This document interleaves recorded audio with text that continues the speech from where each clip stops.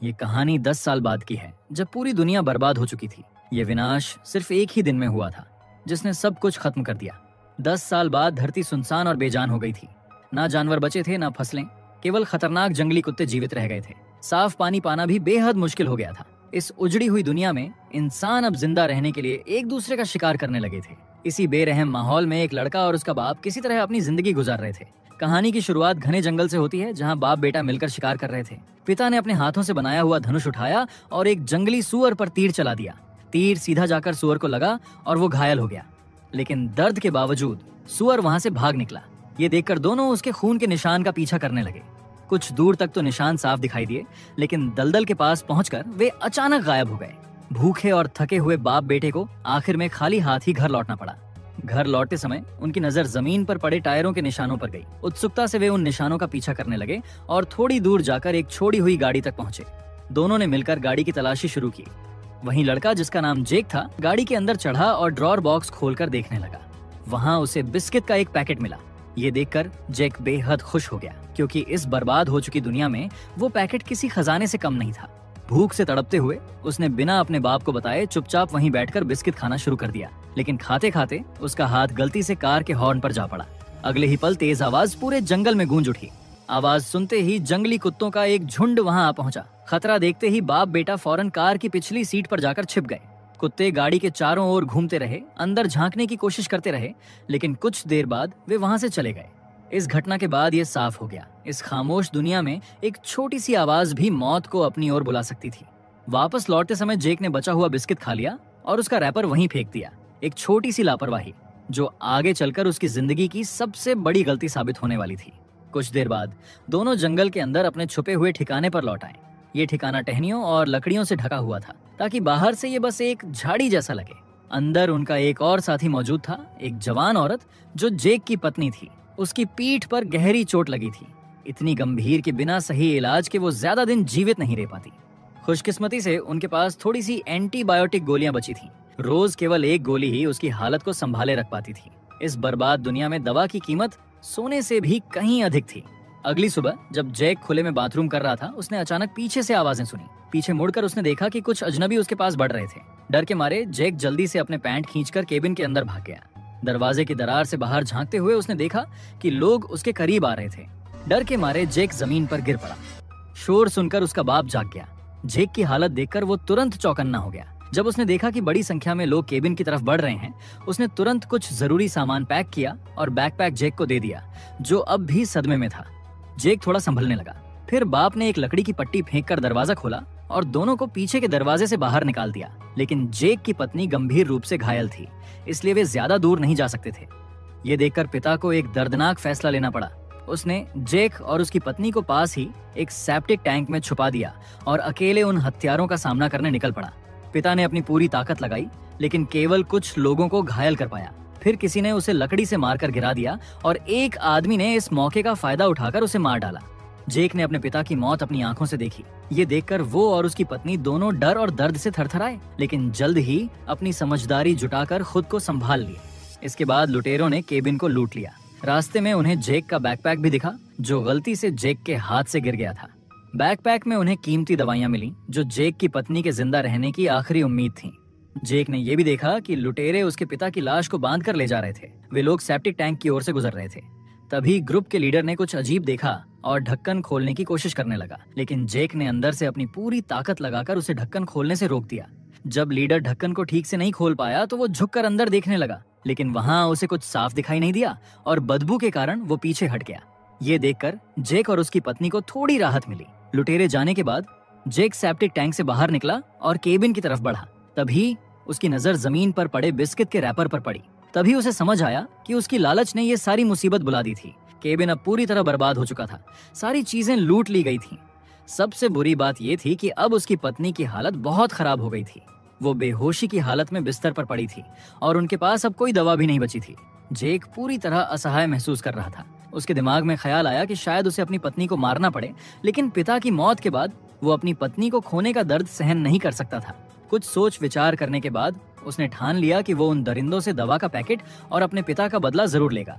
फिर जैक ने पत्नी के पास आखिरी पानी की बोतल रख दी और दरवाजे को बोर्ड से बंद कर दिया ताकि वो सुरक्षित रहे। इसके बाद वो अपने पिता के खून के निशान को फॉलो करते हुए जंगल में चला गया। अब जैक अकेला ही जंगल में चल रहा था। उसे ये भी नहीं पता था कि उसे और कितनी दूर तक जाना पड़ेगा। मौसम इतना ठंडा था कि उसकी पूरी बॉडी जमने लगी थी और वो केवल एक टी शर्ट और निकर पहने हुए था। उसके हाथ पांव भी सुन्न हो गए और वो जमीन पर गिर पड़ा। जैसे ही वो बेहोश होने वाला था, उसने एक छोटे लड़के को वहां से गुजरते हुए देखा। जेक ने मौका देखकर उसका पीछा करना शुरू कर दिया। लड़के के घर पहुंचते ही उसने जेक को देख लिया और डर के मारे अंदर भागकर लोहे के गेट को बंद कर लिया, लेकिन गेट जेक को रोक नहीं सका। उसने कई बार उसे लात मारी और जंग लगी लोहे की गेट तोड़ दी। डर के मारे लड़का अपने दादा की गोद में छिप गया, लेकिन जेक ने दादा और पोते को कोई नुकसान नहीं पहुंचाया। उसने सिर्फ वहां पड़े कपड़े उठाए ताकि खुद को गर्म रख सके। कपड़े पहनकर वो फिर से लुटेरों के ठिकाने की तलाश में निकल पड़ा। कुछ देर बाद जेक एक जगह पहुंचा जहां हड्डियां बिखरी हुई थी। ये देखकर उसे तुरंत समझ आ गया कि लुटेरों ने उसके पिता को खा लिया था। वो घृणा से उल्टी करने लगा और बड़े दुख के साथ उसने अपने पिता की बाकी हड्डियां दफन की और फिर खुद को संभाल लिया। अब जब उसकी पत्नी की जान खतरे में थी, जेक जानता था कि उसे जल्दी से जल्दी लुटेरों को ढूंढना होगा और दवा लानी होगी, लेकिन खून के निशान अब पूरी तरह खत्म हो चुके थे। तभी जेक के दिमाग में एक आइडिया आया। उसने पास के पेड़ पर चढ़कर दूर तक नजर दौड़ाई। चारों तरफ देखने के बाद उसे कहीं से धुआं उठता दिखाई दिया, लेकिन तभी उसका बैलेंस बिगड़ गया और वो पेड़ से गिर पड़ा। गिरने की आवाज जंगल में गूंज उठी और जंगली कुत्ते उस आवाज की ओर दौड़ पड़े। अब जेक के पास ज्यादा समय नहीं था। वो चोट लगी टांग से भागने की कोशिश करने लगा, लेकिन ज्यादा दूर तक नहीं जा सका और पास के कैंप फायर के पास गिर पड़ा। कैंप फायर देखकर उसे याद आया कि जानवर आग से डरते हैं। उसने आग फिर से जलाई, लकड़ियां डालकर उसे बड़ा किया और रात भर मशाल हिलाकर जंगली कुत्तों को दूर रखा। अगली सुबह जेक फिर अपनी यात्रा पर निकल पड़ा। रास्ते में उसने एक ब्लू कलर का कैंप देखा। वो कैंप के अंदर गया और जरूरी सामान ढूंढने लगा। वहां उसे माचिस के डिब्बे, जंग लगा चाकू और एक सीटी मिली। जेक जैसे ही कैंप से बाहर निकला, वो फिर उसी छोटे लड़के से टकरा गया, लेकिन लड़का उसे देखकर डर के मारे वहां से भाग निकला। अब जेक जंगल में छोटी नदी का पीछा करता रहा। तभी उसने नदी में बहता हुआ खून देखा। ये देखकर वो तुरंत एक चट्टान के पीछे छिप गया। चट्टान के दूसरी तरफ जेक ने लुटेरों में से एक सदस्य को देखा जो नदी पर चाकू साफ कर रही थी। जैसे ही औरत वहां से जाने लगी, जेक ने एक पत्थर उठाया और उसका पीछा करना शुरू कर दिया। पीछे चलते हुए उसने देखा कि लुटेरों के अड्डे के चारों तरफ जाल बिछाए हुए थे। सावधानी बरतते हुए जेक आखिर में उनके कैंप तक पहुंच गया। वहां उसने अपना बैकपैक देखा। बैकपैक खोलकर वो दवा ढूंढने लगा, लेकिन दवा वहां नहीं मिली। फिर जेक कैंप में और तलाश करने लगा। तभी औरत उसके पीछे से आई और उस पर हमला करने वाली थी कि जेक ने आईने में उसे देख लिया और उस हमले से बच गया। इसके बाद दोनों के बीच जोरदार लड़ाई शुरू हो गई। औरत ताकतवर थी और जेक पर भारी पड़ रही थी। अंत में जेक ने पास रखा एक पत्थर उठाया और उसके सिर पर दे मारा। एक ही वार में वो औरत ढेर हो गई। इसके बाद जेक पास के आरवी में गया ताकि दवा ढूंढ सके। ढूंढते समय उसने देखा कि लुटेरे वापस कैंप की ओर लौट रहे थे। जेक ने वहां खून के धब्बे साफ किए और औरत के लाश को लेकर एक सुरक्षित जगह पर छुपा दिया। जब लुटेरे कैंप पहुंचे तो उनके साथ वही लड़का था जिसे जेक पहले टकराया था। अब वो उनका बंदी बन चुका था। दूसरी ओर लुटेरों का लीडर ने देखा कि आईना हिला हुआ था और उसे शक हुआ कि कुछ गड़बड़ है। उसने शांतिपूर्वक कैबिनेट खोली, दवा निकाली और घायल लुटेरों में बांट दी। फिर उसने दवा को वापस कैबिनेट में लॉक कर दिया। इसके बाद लीडर नदी किनारे औरत को ढूंढने चला गया, लेकिन वहां उसे कोई सुराग नहीं मिला। तभी उसके एक आदमी को औरत का हथियार मिल गया। ये देखकर लीडर ने पूरा ग्रुप लेकर औरत को ढूंढने का फैसला किया। जेक झाड़ियों में छुपा हुआ था। उसने जल्दी से औरत के लाश को पत्तों से ढक दिया और चुपचाप कैंप में घुस गया। बाकी लुटेरे लीडर के साथ वहां से चले गए। केवल एक संक्रमित घायल व्यक्ति आरवी में रह गया। जेक ने मौके का फायदा उठाया और लड़के को बचाने की कोशिश की, लेकिन लड़का डर के मारे चिल्ला पड़ा। शोर सुनकर वो आदमी आरवी से बाहर निकल आया और देखा कि लड़का भाग रहा है। संक्रमित आदमी ने लड़के का पीछा करना शुरू कर दिया और इस दौरान जेक को लॉक किए हुए दवा वाले बॉक्स तक पहुंचने का मौका मिल गया। जैसे ही जेक बॉक्स खोलने वाला था, उसने देखा कि लीडर वापस कैंप की ओर लौट रहा है। ये देखकर जेक जल्दी से आरवी के नीचे छिप गया।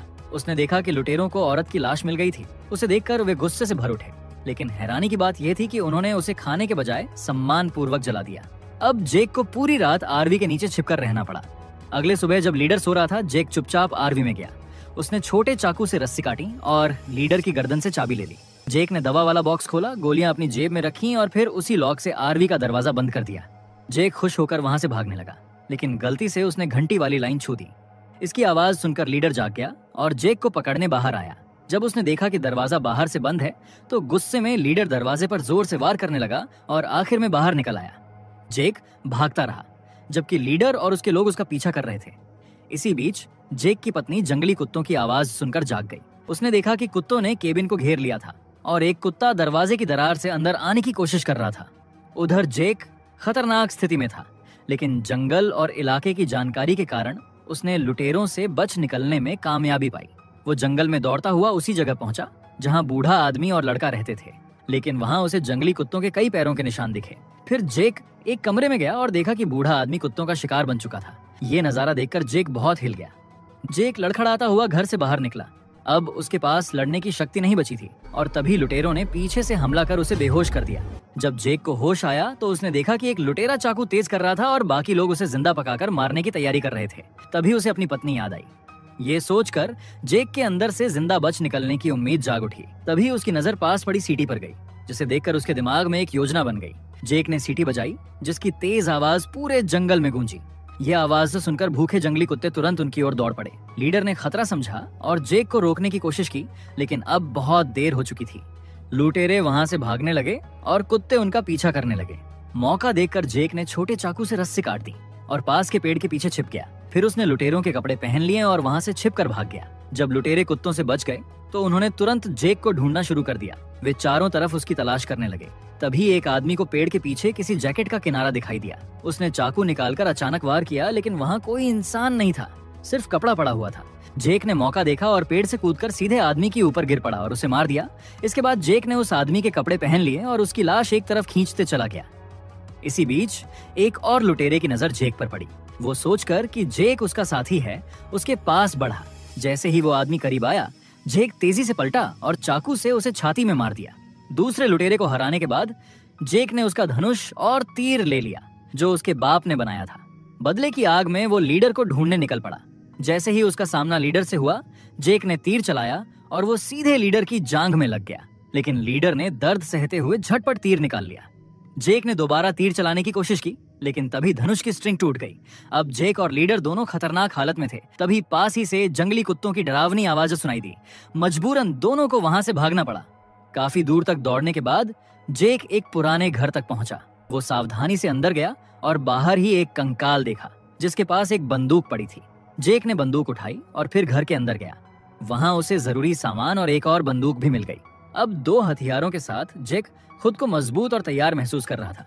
लेकिन जैसे ही वह खाना पैक करने लगा, उसने किसी के घर में आने की आवाज सुनी। वह मुड़ा और देखा कि लीडर उसका पीछा करते हुए इस जगह तक आ चुका था। जेक ने तुरंत लीडर पर बंदूक तान दी, लेकिन जैसे ही उसने ट्रिगर दबाया, देखा कि बंदूक खाली थी। लीडर ने साहस दिखाते हुए आगे बढ़ा और जेक से भिड़ गया। उसने जेक को जमीन पर गिरा दिया और बेरहमी से पीटना शुरू कर दिया। जेक ने तुरंत प्रतिक्रिया दी और लीडर की जांघ पर लगी चोट को दबा दी। लीडर दर्द से कराह उठा और पकड़ ढीली कर दी। इस मौके का फायदा उठाकर जेक उठ खड़ा हुआ, टेबल से दूसरा हथियार लिया और बिना देर किए ट्रिगर दबाया। इस बार गोली सीधे लीडर के माथे पर लगी और वो वहीं ढेर हो गया। जेक आखिरकार जीत गया और तुरंत घर की ओर दौड़ पड़ा। रास्ते में उसने बच्चे के घर पर 3 डिब्बे कैंड फूड छोड़ दिए और फिर अपने घर की ओर बढ़ा। जैसे ही जेक केबिन पहुंचा, उसने देखा कि केबिन का दरवाजा टूट चुका था और उसकी पत्नी कहीं दिखाई नहीं दे रही थी। ये देखकर जेक जमीन पर गिर पड़ा और दुख और हताशा में डूब गया। ठीक उसी समय पीछे से किसी ने जेक के कंधे पर हाथ रखा। उस स्पर्श ने जेक में उम्मीद की लौ जगा दी और उसे एहसास हुआ कि अभी भी इस दुनिया में जीने की कोई वजह बची है। और इसी के साथ ये फिल्म यही खत्म होती है। अगर आपको एक्सप्लेनेशन अच्छा लगा हो तो वीडियो को लाइक और कमेंट जरूर करें। ऐसी ही और मजेदार और अनोखी कहानियों के लिए चैनल को सब्सक्राइब करना ना भूलें।